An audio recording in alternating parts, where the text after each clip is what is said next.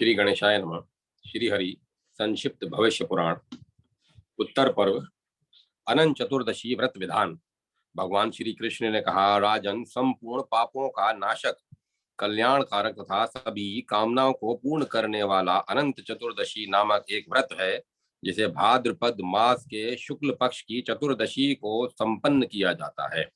युधिष्ठिर ने पूछा, भगवान, आपने जो अनंत नाम लिया है, क्या ये अनंत शेष नाग है या कोई अन्य नाग है, अथवा परमात्मा है या ब्रह्मा है?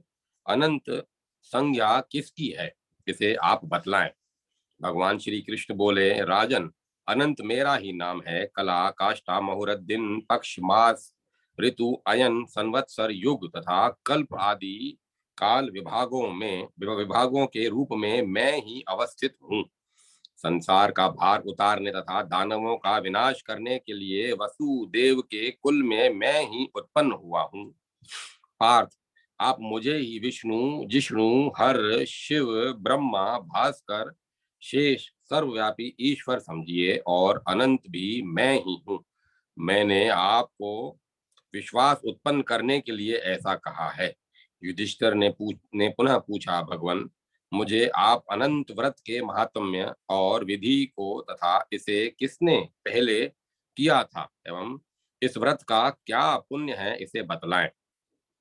भगवान श्री कृष्ण ने कहा, युधिष्ठिर, इस संबंध में एक प्राचीन आख्यान है, उसे आप सुने। कृत युग में वशिष्ठ गोत्रीय सुमंतु नाम के एक ब्राह्मण थे। उनका महर्षि भृगु की कन्या दीक्षा से वेदोक्त विधि से विवाह हुआ था। उन्हें सभी शुभ लक्षणों से संपन्न एक कन्या उत्पन्न हुई, जिसका नाम शिला रखा गया। कुछ समय बाद उसकी माता दीक्षा का ज्वर से देहांत हो गया और उस पतिव्रता को स्वर्गलोक प्राप्त हुआ। सुमंतु ने पुनः एक कर्कशा नाम की कन्या से विवाह कर लिया।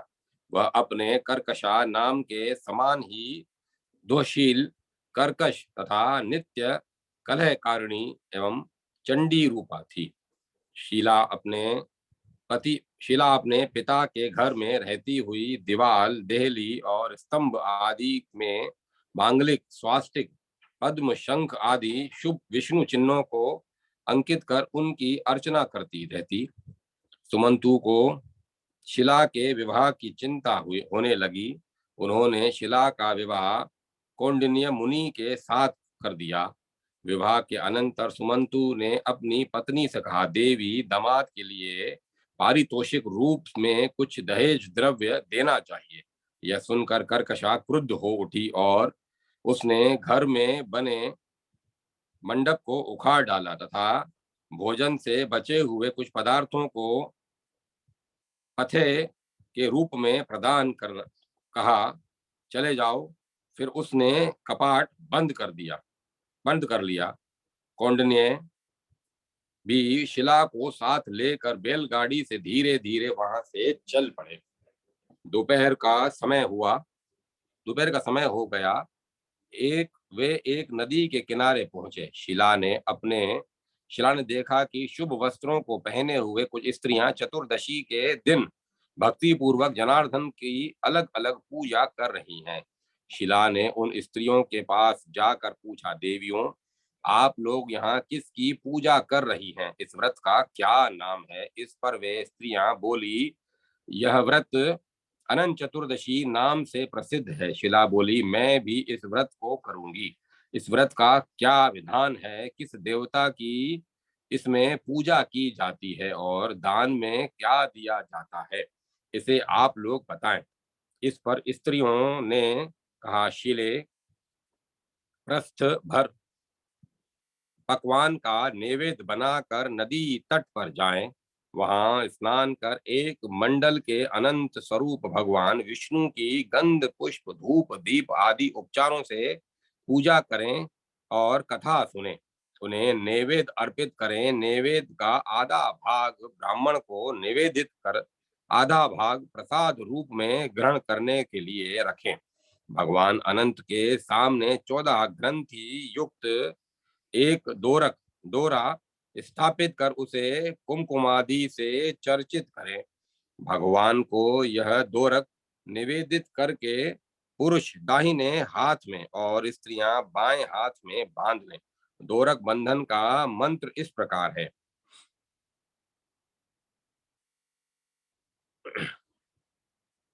हे वासुदेव, अनंत संसार रूपी महासमुद्र में मैं डूब रही हूँ, आप मेरा उद्धार करें।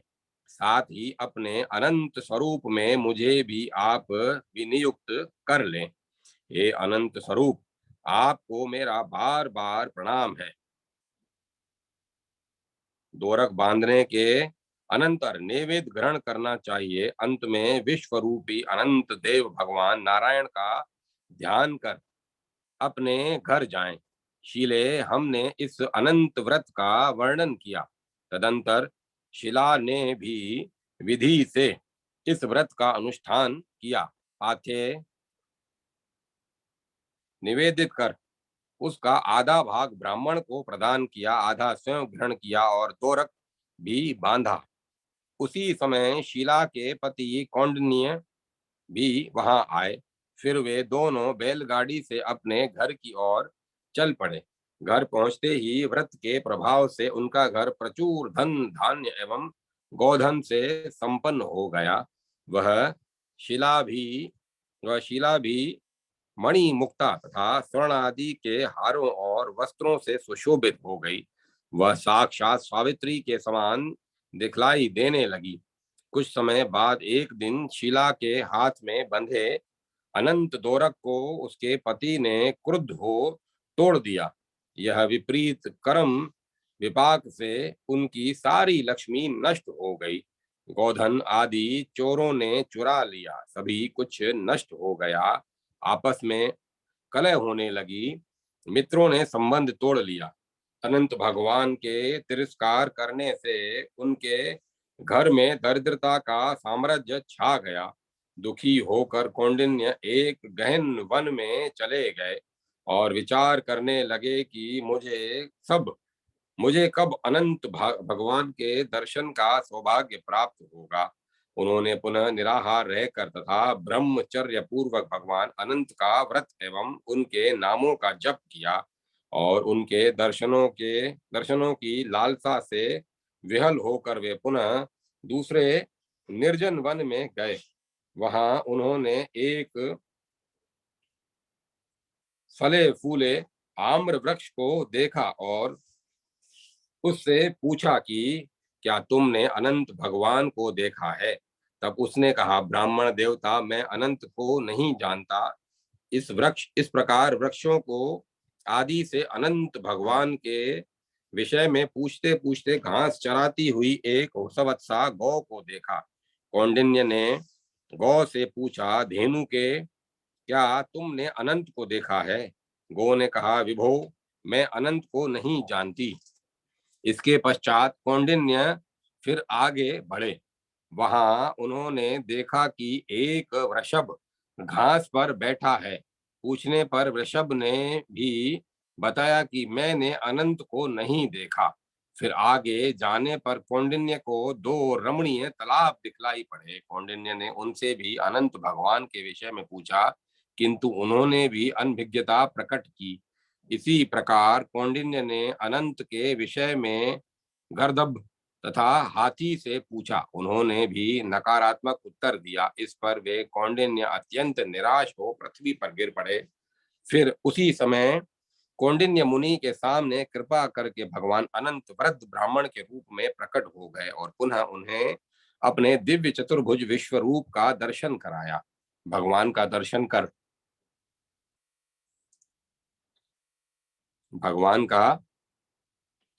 कर कौंडिन्य अत्यंत प्रसन्न हो गए और उनकी प्रार्थना करने लगे तथा अपने अपराधों के लिए क्षमा मांगने लगे। पापोहम पाप कर्माहम पापात्मा पाप संभवः पाहि माम पुंडरीकाक्ष सर्व पाप हरो भव। अग मैं सफलम जन्म जीवितम च सुजीवितम कौंडिन्य ने भगवान से पुनः पूछा, भगवान, घोर वन में मुझे जो आम्र वृक्ष, वृषभ, गौ, पुष्करणी, गर्दभ तथा हाथी मिले वे कौन थे? आप तत्वतः इसे बतलाए। भगवान बोले, द्विजदेव, वह आम्र वृक्ष पूर्व जन्म में एक वेदज्ञ विद्वान ब्राह्मण था, किंतु उसे अपनी विद्या का बड़ा गर्व था। उसने शिष्यों को विद्या दान नहीं किया, इसीलिए वह वृक्ष योनि को प्राप्त हुआ। जिस गौ को तुमने देखा वह उपजाऊ, शक्ति रहित वसुंधरा थी। वह भूमि सर्वथा निष्फल थी, अतः वह गौ बनी। वृषभ सत्य धर्म का आश्रय ग्रहण कर धर्म स्वरूप ही था। वे पुष्करणियां धर्म और अधर्म की व्यवस्था करने वाली दो ब्राह्मणियां थी। वे परस्पर बहनें थी, किंतु धर्म अधर्म के विषय में उनके परस्पर अनुचित विवाद होता रहता था। उन्होंने किसी ब्राह्मण, अतिथि अथवा भूखे को दान भी नहीं किया था। इसी कारण वे दोनों बहनें पुष्करणी हो गई। यहाँ भी लहरों के रूप में आपस में उनमें संघर्ष होता रहता है। जिस गर्दभ को तुमने देखा वह पूर्व जन्म में महान क्रोधी व्यक्ति था, और हाथी पूर्व जन्म में धर्म दूषक था। वे, हे विप्र, मैंने तुम्हें सारी बातें बतला दी। अब तुम अपने घर जाकर अनंत व्रत करो, तब मैं तुम्हें उत्तम नक्षत्र का पद प्रदान करूंगा। तुम स्वयं संसार में पुत्र पौत्रों एवं सुख को प्राप्त कर अंत में मोक्ष प्राप्त करोगे। ऐसा वर देकर भगवान अनंत अंतर ध्यान हो गए। कौंडिन्य ने भी घर आकर भक्ति पूर्वक अनंत व्रत का पालन किया और अपनी पत्नी शीला के साथ वे धर्मात्मा उत्तम सुख प्राप्त कर अंत में स्वर्ग में पुनर्वसु नामक नक्षत्र के रूप में प्रतिष्ठित हुए।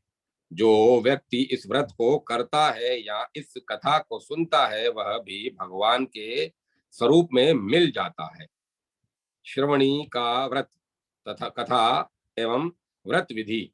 ये राजा युधिष्ठिर ने पूछा, भगवान, संसार में श्रावणी नाम की जिन देवियों का नाम सुना जाता है वे कौन हैं और उनका क्या धर्म है तथा वे क्या करती हैं, इसे आप बतलाने की कृपा करें। भगवान श्री कृष्ण ने कहा, पांडव श्रेष्ठ, ब्रह्मा ने इन श्रावणी देवियों की रचना की है। संसार में मानव जो कुछ भी शुभ अथवा अशुभ कर्म करता है वे श्रावणी देवियां उस विषय में सूचना शीघ्र ही ब्रह्मा को श्रवण कराती हैं, इसीलिए ये श्रावणी कही गई हैं।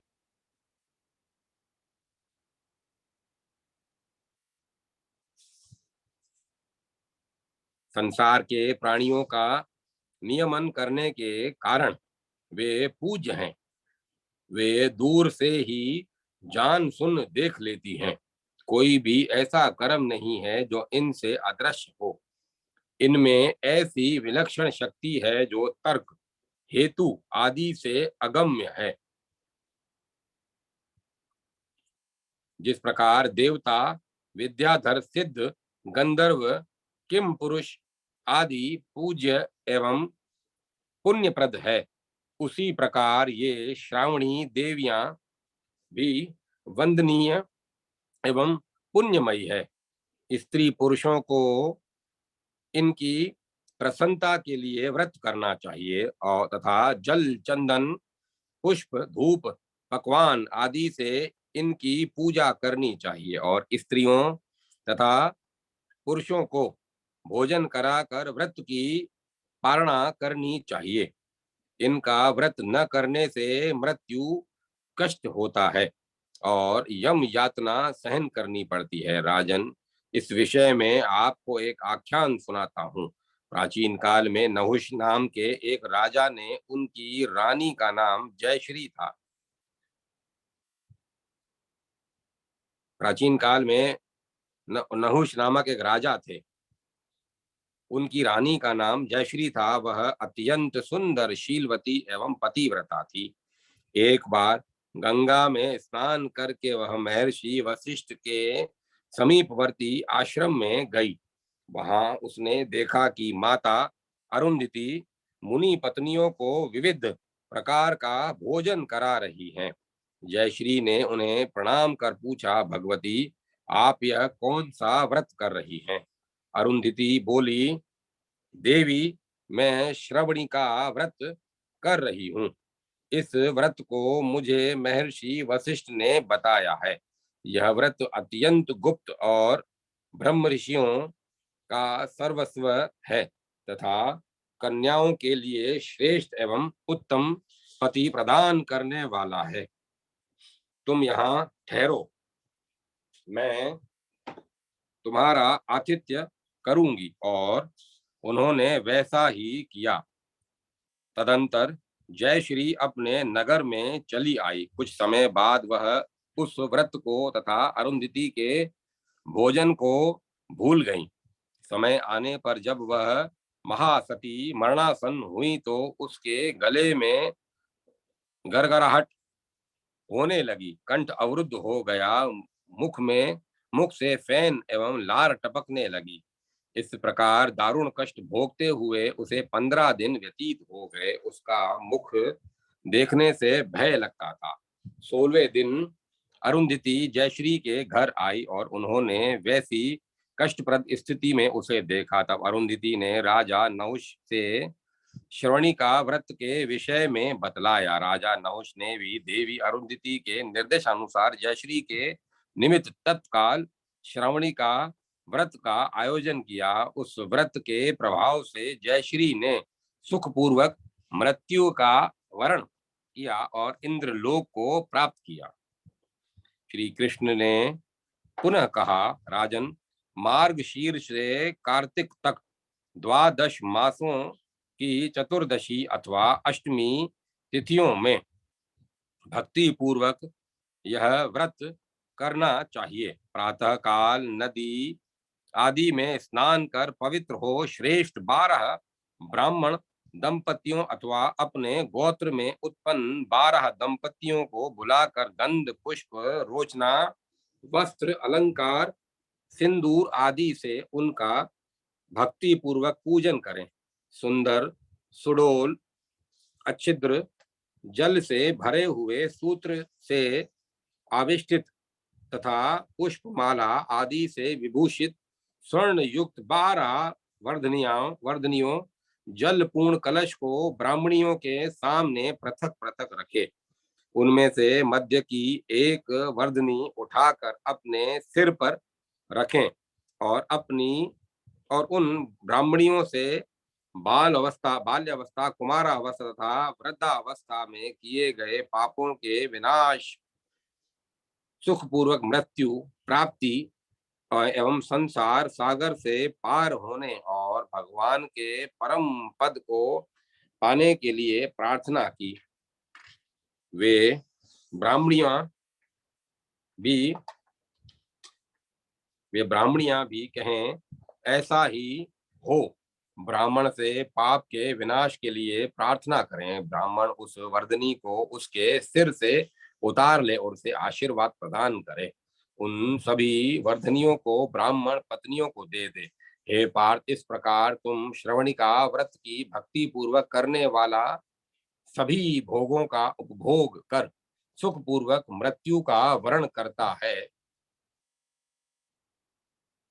हे पार्थ, इस प्रकार इस श्रवणिका व्रत को भक्ति पूर्वक करने वाला सभी भोगों का उपभोग कर सुख पूर्वक मृत्यु का वरण करता है और उत्तम लोक को प्राप्त करता है। नत एवं शिव चतुर्दशी व्रत की विधि। भगवान श्री कृष्ण बोले, महाराज, अब आप नत व्रत का विधान सुनिए, जिसके करने से मनुष्य मुक्ति प्राप्त कर लेता है। किसी भी मास की शुक्ल चतुर्दशी को ब्राह्मण को भोजन कराकर नत व्रत प्रारंभ करना चाहिए। प्रत्येक मास में 2 अष्टमियां और 2 चतुर्दशी होती हैं। उस दिन भक्ति पूर्वक शिव जी का पूजन करें और उनके ध्यान में तत्पर रहें। रात्रि के समय पृथ्वी को पात्र बनाकर उसी में भोजन करें। गया आदि तीर्थों में पृथ्वी को भोजन पात्र के रूप में थालियां बनाई हुई हैं। पहले जैन बौद्ध भिक्षु सन्यासी उन्हीं में या मिट्टी की बनी थालियों में भोजन करते थे और कुछ लोग हाथ के हाथ में लेकर भोजन करते थे। उन्हें करपात्री कहते हैं। इसमें त्याग, व्रत, तपस्या और सहिष्णुता सब मिश्रित है। उपवास से उत्तम भिक्षा, भिक्षा से उत्तम अयाचित व्रत और अयाचित व्रत से भी उत्तम है नत भोजन। इसीलिए नत व्रत करना चाहिए। पूर्वान में देवता, मध्यान्ह में मुनिगण और उपरान में पितृ और सायंकाल में गृहक आदि भोजन करते हैं। इसीलिए सबके साथ सबके बाद नत भोजन करना चाहिए। नत व्रत करने वाला पुरुष नित्य स्नान, स्वल्प हविषान भोजन, सत्य भाषण, नित्य हवन और भूमि शयन करे।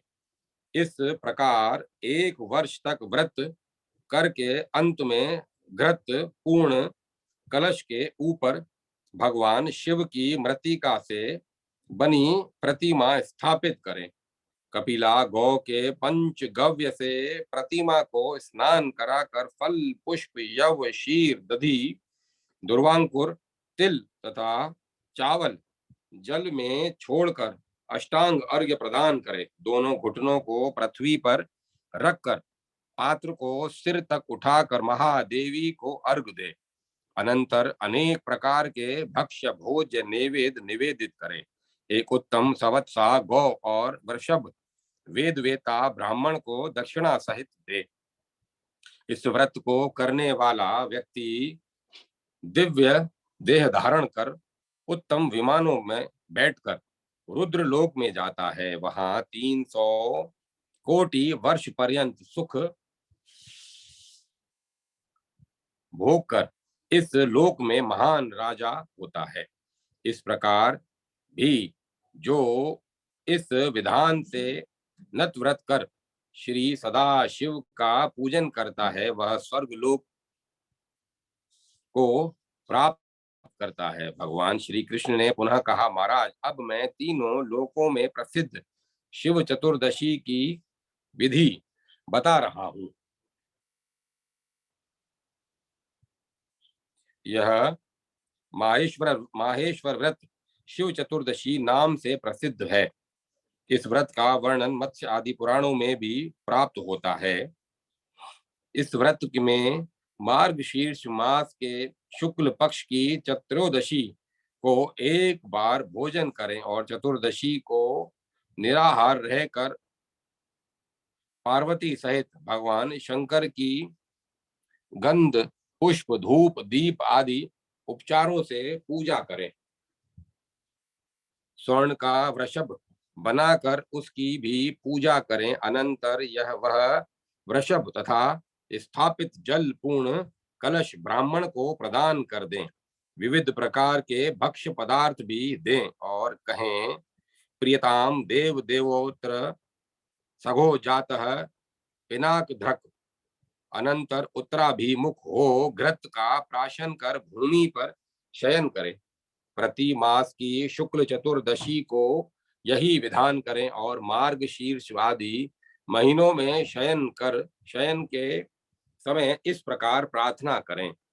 शंकराय नमस्तभ्यम नमस्ते करवीरक, त्र्यंबकाय नमस्तुभ्यम महेश्वर महेश्वर मतः परम, नमस्तोस्तु महादेव स्थाणवे च ततः परम, नमः पशुपते नाथ नमस्ते शंभुवे नमः, नमस्ते परमानंद नमः सोमार्ध धारिणे, नमो भीमाय चौग्राय त्वमाम शरणम गतः 12 महीनों में क्रम से गौमूत्र, गोमय, दुग्ध, दधि, घृत, कुशोदक, पंचगव्य, बिल्व, यवागु, यव की कांजी, कमल तथा काले तिल का प्राशन करें और मंदार, मालती, धतूर, सिंधुवार, अशोक, मलिका, कुबजक, पाटल,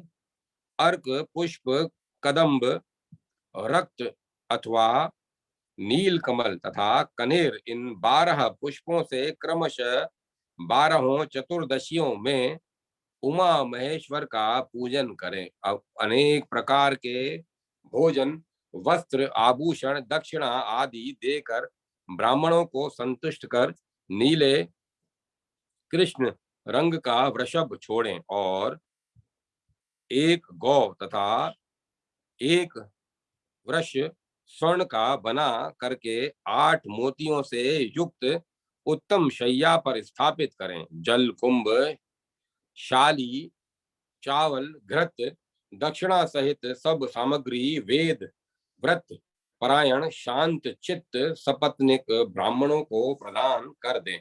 इस व्रत को जो पुरुष भक्ति पूर्वक करता है उसके माता पिता के भी सभी पाप नष्ट हो जाते हैं और वह स्वयं 1000 अश्वमेध यज्ञ का फल प्राप्त करता है तथा दीर्घायु, ऐश्वर्य, आरोग्य, संतान एवं विद्या आदि प्राप्त करता है। बहुत दिनों तक संसार का सुख भोग कर वह विष्णु लोक आदि में विहार करता हुआ अंत में शिवलोक को प्राप्त करता है। सर्व फल त्याग चतुर्दशी व्रत। भगवान श्री कृष्ण बोले, भारत, अब आप सर्व फल त्याग चतुर्दशी व्रत का महात्म्य सुने। यह सर्व कामनाओं को पूर्ण करने वाला है। इस व्रत का नियम मार्गशीर्ष मास के शुक्ल पक्ष की चतुर्दशी को अथवा अन्य मासों की अष्टमी को ग्रहण करना चाहिए। उस दिन ब्राह्मणों को पायस भोजन कराकर दक्षिणा दें। इस व्रत का आरंभ कर वर्ष भर कोई निन्घ, फल, मूल तथा 18 प्रकार के धान्य, ये 18 धान्य याज्ञवल्क्य के स्मृह में की अपार व्याख्या, व्याकरण महाभाष्य, वाज्य संहिता, दान, मयूख तथा विधान पारिजात आदि के अनुसार इस प्रकार है। सावा, धान, जौ, मूंग, तिल, अड़ू, कंगनी, उड़द, गेहूं, कुदो, कुल्थी, सतनी, छोटी मटर, सेम, आड़की, अरहर या मयुष्ट, कुजली मटर, चना, काल्य मटर, पयुंग, सरसों, राई या तागुन और मसूर। अन्य मतों में मयुष्टिदी की जगह अत्सी और निवार ग्रह है। 18 प्रकार के धान्य भक्षण न करे। वर्ष के अंत में चतुर्दशी अथवा अष्टमी के दिन स्वर्ण के रुद्र और धर्मराज की प्रतिमा बनाकर 2 कलशों के ऊपर स्थापित कर उनका पूजन करे। सोने के 16 कुष्मांड और मातुलुंग, बैंगन, कटहल, आम्र, आमड़ा, केत, कलिंग, तरबूज, ककड़ी, श्रीफल, वट, अश्वत्थ, जम जम्बीरी, नींबू, केला, बेर तथा दाड़िम, अनार ये फल बनवाएं। मूली, आंवला, जामुन, कमलगट्टा, करौंदा, गुलर, नारियल, अंगूर, 2 बनभटा, ककोल, काकमाची, खीरा, करील, कुटज तथा शमी ये 16 फल चांदी के बनवाएं और ताल, अगस्त्य, पिंडार, खजूर, सुरण, कंदक, कटहल, लकूच, केकसा, इमली, चित्रावली, कुट शालमलिका, महुआ, कारवेल, वली तथा गुद, अटोलक, ये 16 फल तांबे के बनवाएं। इन फलों का व्रत पर्यंत भक्षण न करें अथवा अर्थात इन फलों का त्याग का व्रत में संकल्प करें। व्रत की पूर्णता पर धर्मराज और एवं रुद्र की प्रतिमा तथा स्वर्ण, रौम्य एवं ताम्र से बनाए गए इन फलों को वेदज्ञ शांत सपत्नीक ब्राह्मण को भगवान की प्रसन्नता के लिए प्रार्थना पूर्वक दान कर दें। सभी उपकरणों सहित उत्तम शैया भूषण दक्षिणा भी ब्राह्मण को देकर यथाशक्ति ब्राह्मण भोजन कराएं। स्वयं भी तेल क्षार वर्जित भोजन करें। यदि सभी फलों को न त्याग सकें तो एक ही फल का त्याग करें और स्वर्ण आदि का बनवाकर इसी विधान से ब्राह्मण को दें। उन फलों में जितने परमाणु होते हैं उतने हजार युग वर्ष तक इस व्रत को करने वाला व्यक्ति रुद्रलोक में पूजित होता है। स्त्रियों को भी यह व्रत करना चाहिए। इस व्रत के करने वालों को किसी जन्म में इष्ट का वियोग नहीं होता और अंत में वह स्वर्ग लोक में निवास करता है। पूर्णमासी व्रत विधान एवं अमावस्या में श्राद्ध तर्पण की महिमा। भगवान श्री कृष्ण कहते हैं, राजन, पूर्णिमा चंद्रमा की प्रिय तिथि है, क्योंकि इसी दिन चंद्रमा, मास शब्द का अर्थ चंद्रमा होता है। हिंदुओं के महीने अमावस्या को पूर्ण होते हैं।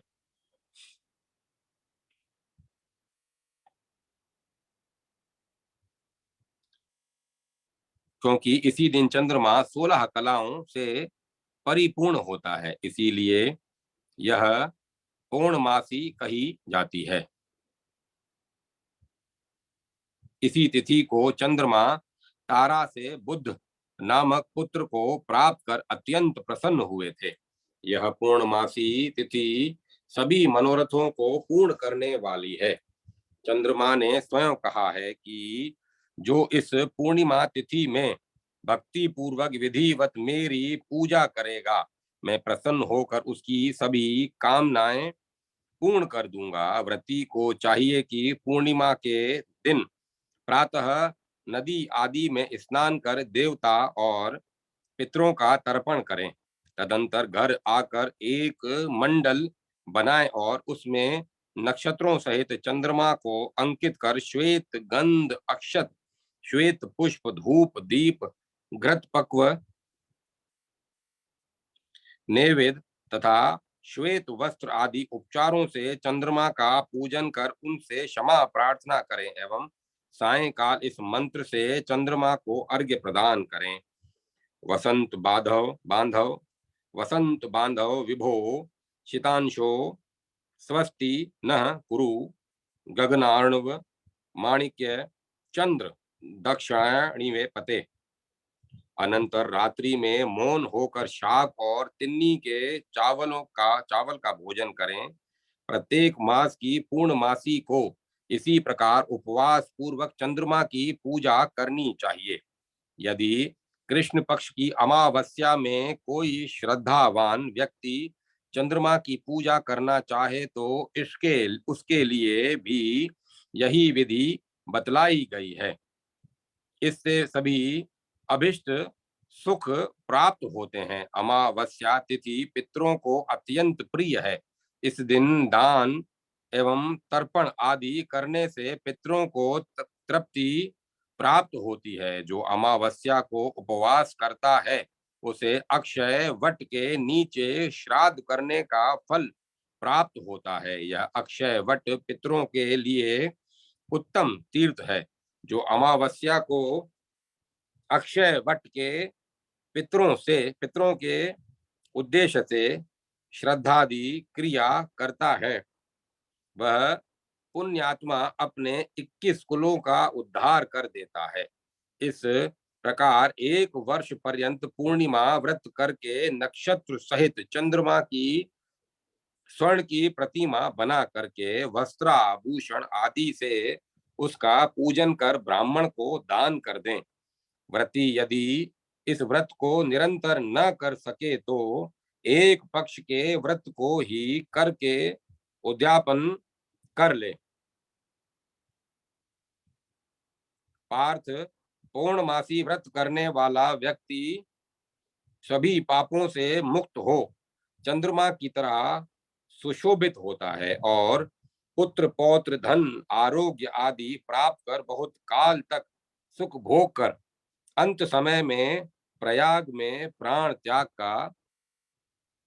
कर विष्णु लोक को जाता है। जो पुरुष पूर्णिमा को चंद्रमा का पूजन और अमावस्या को पितृतर्पण पिंडदान आदि करता है, वे कभी धन धान्य संतान आदि से च्युत नहीं होते।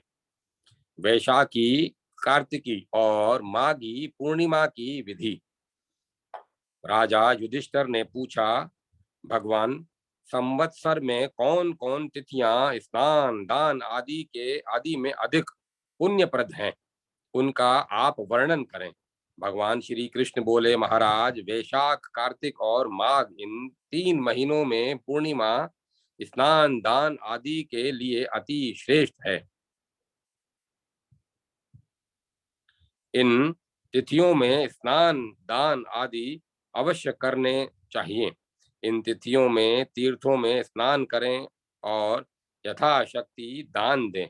वैशाखी को उज्जैनी शिप्रा में, कार्तिकी को पुष्कर में और माघी को वाराणसी गंगा में स्नान करना चाहिए।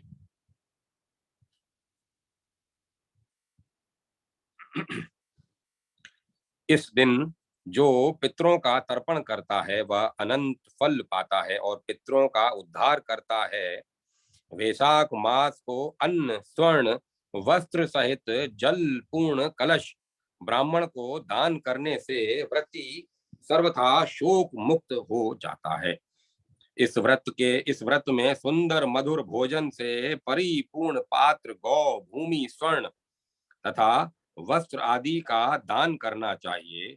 माघ पूर्णिमा को देवता और पितरों का तर्पण कर स्वर्ण सहित तिल पात्र कंबल रुई के वस्त्र कपास रत्न आदि ब्राह्मण को दें।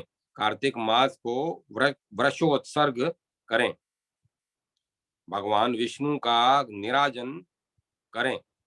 हाथी घोड़े रथ और घृत धेनु आदि 10 धेनुओं का दान करें और केला खजूर नारियल अनार संतरा ककड़ी बैंगन करेला कुंदरू कुष्मांड आदि फलों का दान करें। इन पुण्य तिथियों में जो स्नान दान आदि नहीं करते वे जन्म जन्मांतर में रोगी और दरिद्री होते हैं। ब्राह्मण को दान देने का जो फल है ही ब्राह्मण को दान देने का तो फल है ही, परंतु बहन भांजे बुआ आदि को तथा दरिद्र बंधुओं को भी दान देने से बड़ा पुण्य होता है। मित्र, कुलीन व्यक्ति, विपत्ति से पीड़ित व्यक्ति, दरिद्री और आशा से आए अतिथि को दान देने से स्वर्ग की प्राप्ति होती है। राजन, सीता और लक्ष्मण सहित श्री रामचंद्र जब वन चले गए थे उस समय भरत जी अपने ननिहाल में थे। इधर लोगों ने माता कौशल्या को उनके विषय में सशंकित कर दिया और श्री राम के गमन में भरत ही मुख्य हेतु हैं। फिर जब वे ननिहाल से वापस आए तो उन्हें सारी बातें ज्ञात हुई, तो उन्होंने माता को अनेक प्रकार से समझाया और शपथ भी ली पर माता को विश्वास न हुआ। किंतु जब भरत ने कहा कि माँ, भगवान श्री राम के वन गमन में यदि मेरी सम्मति रही हो तो देवताओं द्वारा पूजित तथा अन्य पुण्यों को प्रदान करने वाली वैशाख कार्तिक तथा माघ की पूर्णिमा मेरे बिना स्नान दान के ही व्यतीत हो और मुझे निम्न गति प्राप्त हो। इस महान शपथ को सुनते ही माता को विश्वास हो गया और उन्होंने भरत को अपने अंग में ले लिया तथा अनेक प्रकार से आश्वस्त किया। भगवान महाराज, इन तीनों तिथियों को पूर्ण इन तीनों तिथियों को संपूर्ण महात्म्य कौन वर्णन कर सकता है? मैंने संक्षेप में कहा है। इन तीनों तिथियों को जल, अन्न, वस्त्र, स्वर्ण पात्र, छत्र आदि दान करने वाले पुरुष इंद्रलोक को प्राप्त करते हैं। युगादि तिथियों की विधि। राजा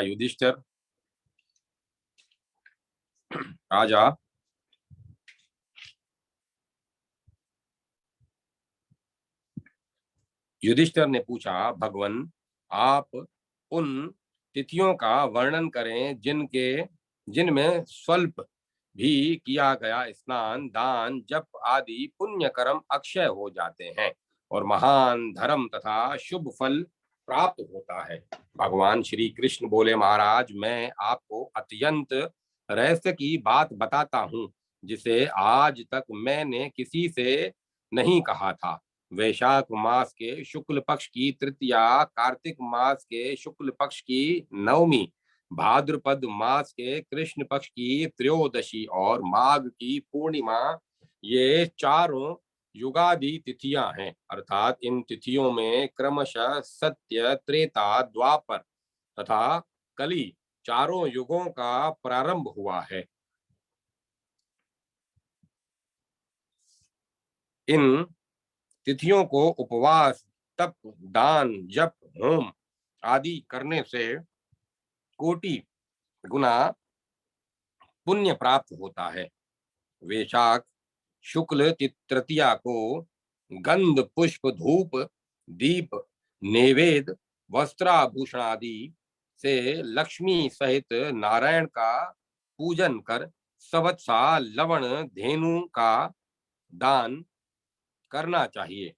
कार्तिक मास के शुक्ल पक्ष की नवमी को नदी, तड़ाग आदि में स्नान कर पुष्प, धूप, नैवेद्य आदि उपचारों से उमा के साथ नीलकंठ भगवान शंकर की पूजा कर तिल, धेनु का दान करना चाहिए। भाद्रपद कृष्ण त्रयोदशी को पितृ तर्पण कर शहद और घृत युक्त अनेक प्रकार के पकवानों से ब्राह्मण भोजन कराएं तथा दूध देने वाली सुंदर सुपुष्ट सवत्सा प्रत्यक्ष गौ ब्राह्मण को दान करना चाहिए। माघ पूर्णिमा को गायत्री सहित ब्रह्मा जी का पूजन कर स्वर्ण वस्त्र, अनेक प्रकार के फलों सहित नवनीत धेनु का दान करना चाहिए। राजन, इस प्रकार दान करने वालों को तीनों लोकों में किसी वस्तु का अभाव नहीं होता। इन युगादि तिथियों में जो दान दिया जाता है वह अक्षय हो जाता है। निर्धन हो तो थोड़ा थोड़ा ही दान करें, उसका भी अनंत पुण्य प्राप्त होता है। वित्त के अनुसार शैया, आसन, छतरी, जूता, वस्त्र, स्वर्ण, भोजन आदि ब्राह्मणों को देना चाहिए। इन तिथियों में यथाशक्ति ब्राह्मणों को भोजन भी कराएं। अनंतर प्रसन्न मन से बंधु बांधवों के साथ मौन हो स्वयं भी भोजन करें। युगादि तिथियों को में दान, पूजन आदि करने से कायिक, वाचिक और मानसिक सभी प्रकार के पाप नष्ट हो जाते हैं और दाता अक्षय स्वर्ग प्राप्त करता है। अब मैं कथा को विराम देता हूँ।